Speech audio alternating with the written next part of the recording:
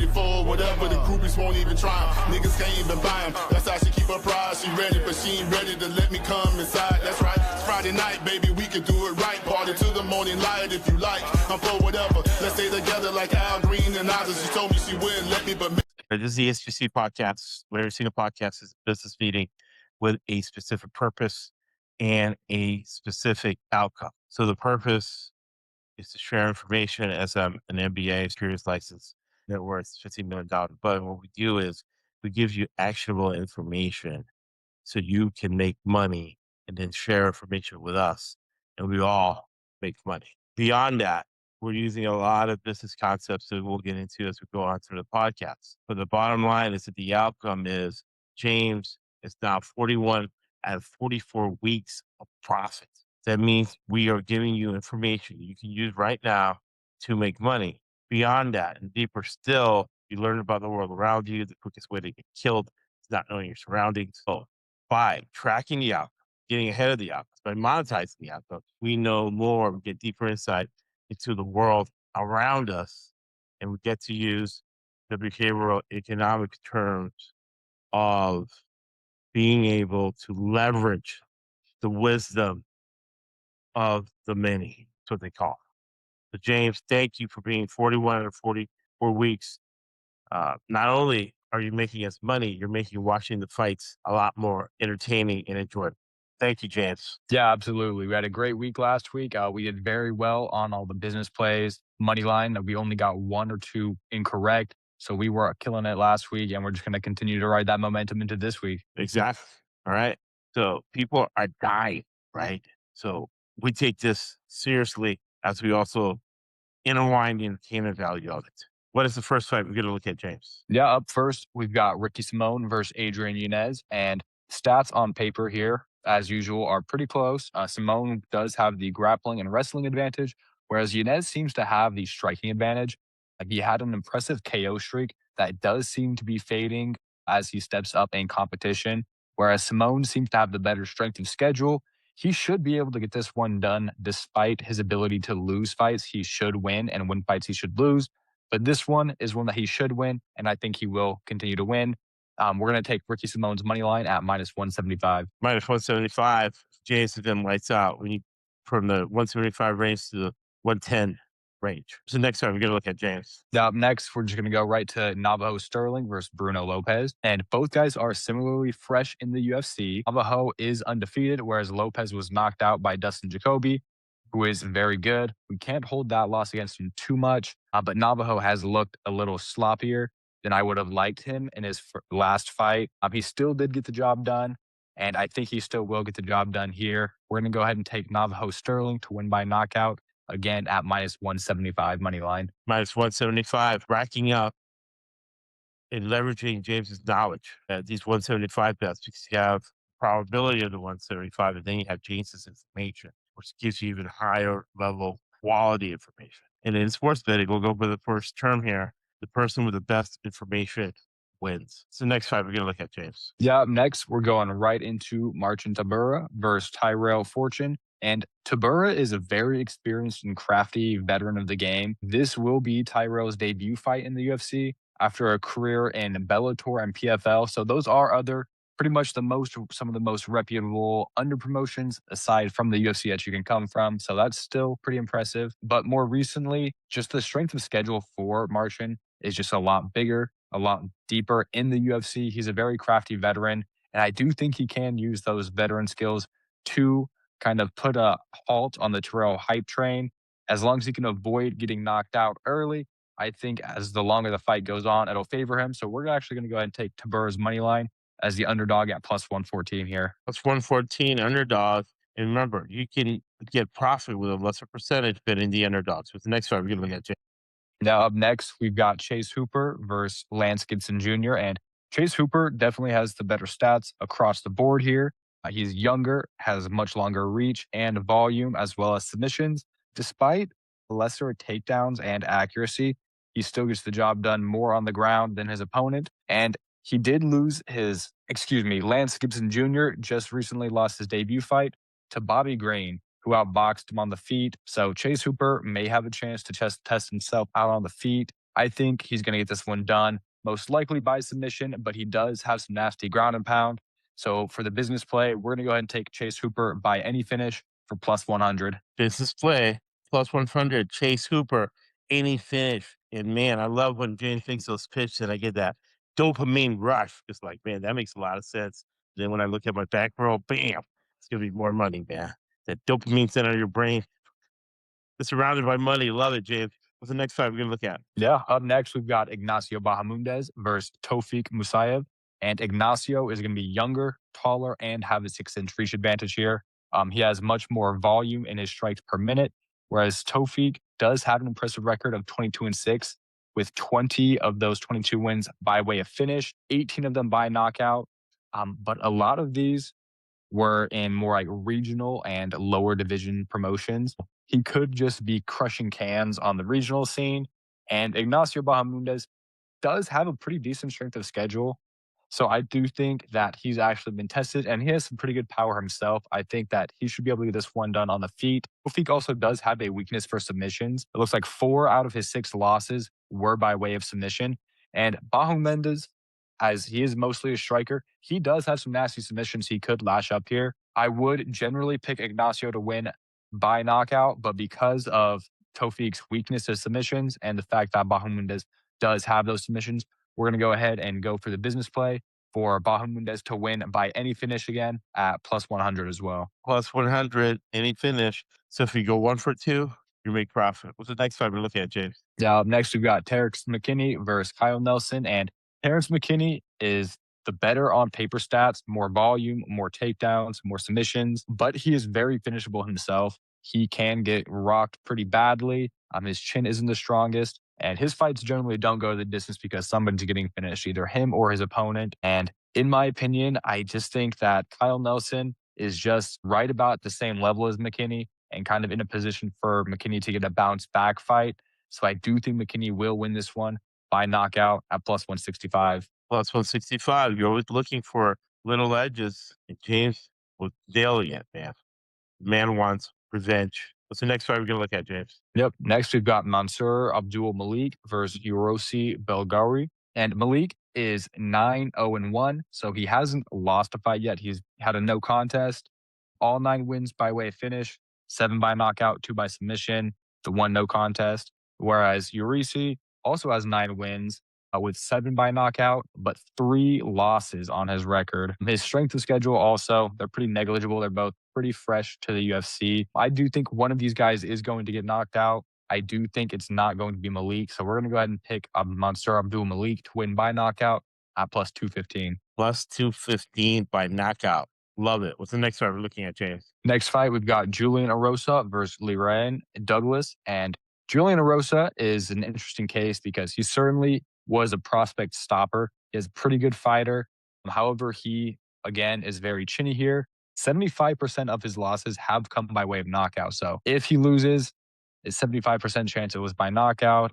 He will be at the disadvantage on the feet because of that. No matter how crisp he gets his boxing off, if his opponent can get a couple good shots in, he could be in some serious trouble. That being said, he is predominantly wrestling and grappling heavy. So if he goes to the ground, he may have the advantage and be able to get it done there. But I just think his opponent in Douglas has much more volume and he's debuting here, but he has a solid amount of knockouts on his resume already. He's on a 5-fight knockout streak, which is coming from LFA and most recently Dana White's Contender Series. So those are also some pretty reputable promotions. So I do think Douglas is going to get this one done by knockout, and that is at minus 185 currently. Minus 185.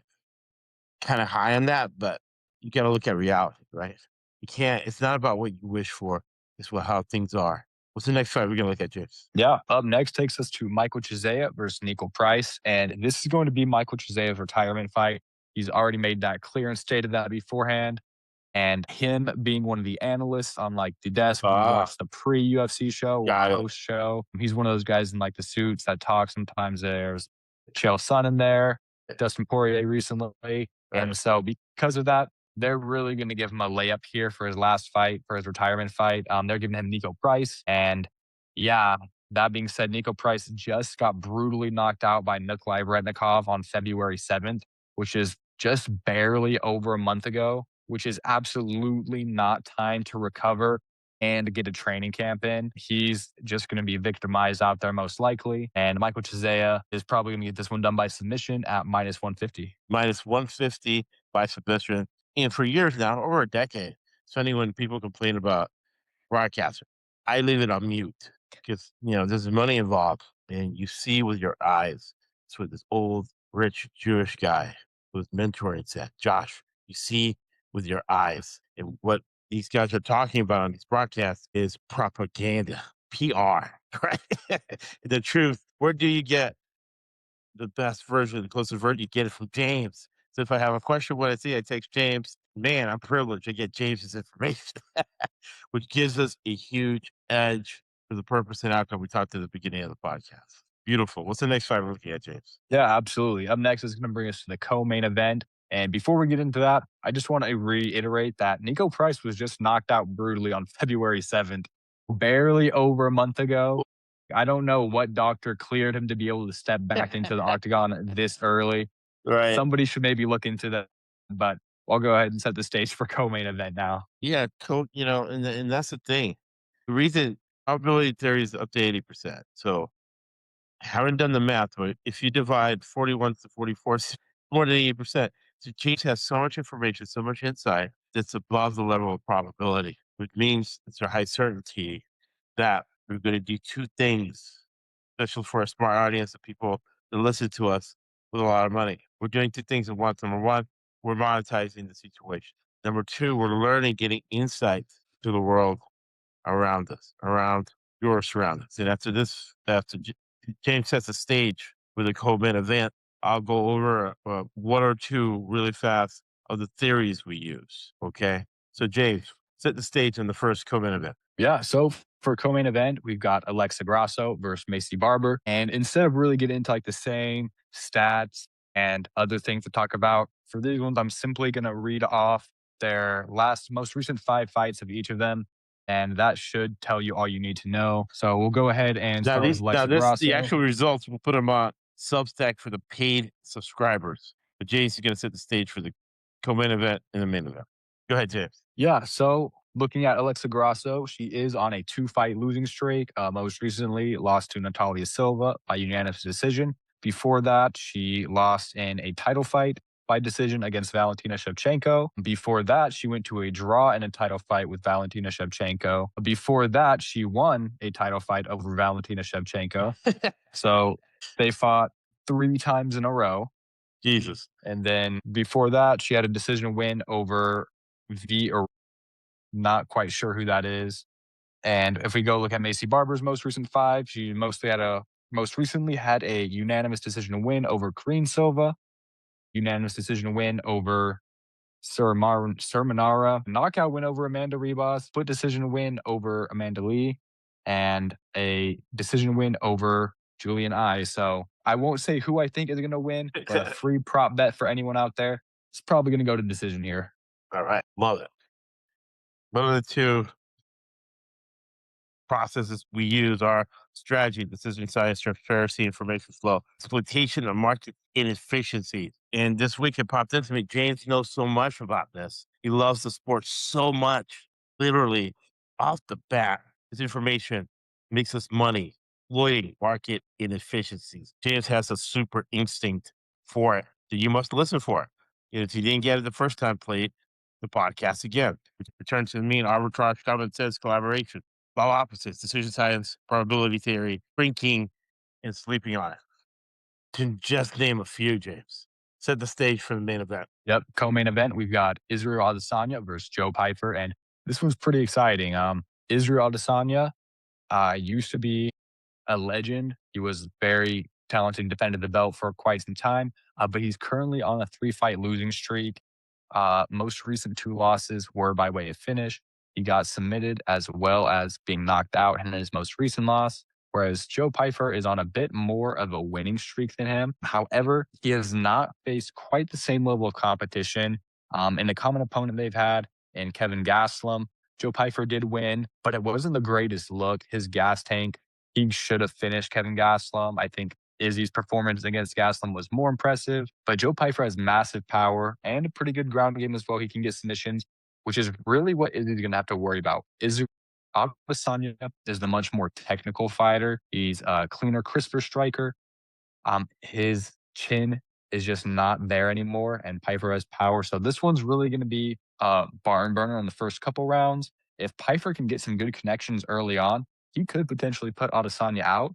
But if he can't do that early on and his gas tank starts to wear, Adesanya will gain momentum the longer the fight goes on. So this is going to be really just a tale of time for Izzy. Does he still have it with him? Because if he doesn't win this fight, that might really be it for him. He's kind of going, you might see his way out of the rankings here pretty soon. And then obviously, if Pyfer wins, it'll shoot him up in the rankings. So there's a lot on the line here for both of these guys. So it'll be really exciting to see who comes out on top and how they bring their game. Who comes out on top and who has their game. Love it, man. Love it. So we're making money, watching fights. We're leveraging and we're taking advantage of James's information. Final thoughts, James. Yeah, final thoughts. Luckily, they're going to be in Seattle, so it's going to be our time, going to be Pacific time. So it'll be nice. That's also, I don't think that's Chizea's hometown is Seattle. He's from that area, though. Maybe if it's like Spokane, Washington, or somewhere in Washington. But so, yeah, retirement fight in his home city. Just another reason that he's going to get that one done. And what's the venue in Seattle? Where you're going to be fighting at? Oh, I don't know the name of the arena in Seattle. All right, so it's going to be huge because Seattle just got an NBA franchise. So in the coming years, you'll see fights at that NBA arena. There's going to be good vibes for the people in Washington. Now, if your purpose is to be independently wealthy, you take each pick individually. Right now, with college basketball, we're doing extremely well. James will slice out next week. So you take each pick from this podcast and you invest it individually. No parlays. Speaking of parlays are for degenerate, irresponsible idiots. Do you have a degenerate parlay for the people this week, James? I do. Irresponsible, living in your mom's basement, loser parlay pick of the week. And somebody did independent as well. They could just take all of James's picks, just parlay along with the method of winning. It's going to hit once. I don't know when, but exactly one time it will hit. That's all you need. All right. This is a extremely degenerate play here. But what we've got here is we're taking the people that we think are going to win by one method of victory, but could win by the other. And we're going to take the other. So we're going to go Chase Hooper should win by submission, but if he's already in that position, he could get ground and pound. So we'll take Chase Hooper by knockout at plus 500. Like we were talking about earlier with Bahamundes, he probably will get this one done by a knockout, but he does have some sneaky submissions and his opponent has a weakness to submissions. So we'll add Bahamundes by submission for plus 450. And then for the final leg there, because like I mentioned, Chizea is going to be retirement fight in home city-ish. Right. In a packed or fight night arena because they're not going to be in the Apex. There's going to be a huge crowd. Yeah. And his opponent was knocked out cold very recently. We're going to add Michael Chizea to win by knockout at plus 800. Give us total odds of plus 29,600. $10 pays you just under 3K. Yeah, I love that. Yeah, I love that, man. You got to look at your sportsbook to make sure they pay you out, right? Kalshi doesn't want to pay for the Supreme Leader getting used from life. So again, I'll make it clear to you. Very simple, very, very clear. You take each one of these bets individually, equal weights and amounts. I bet $100 on each of James' bet. Your money will be saved. Thank us and thank you for the SBC Podcast Network. That's why this one don't cost $800 and that costs $200. And I don't know what that costs. I'd be ashamed of the word. That's why I'm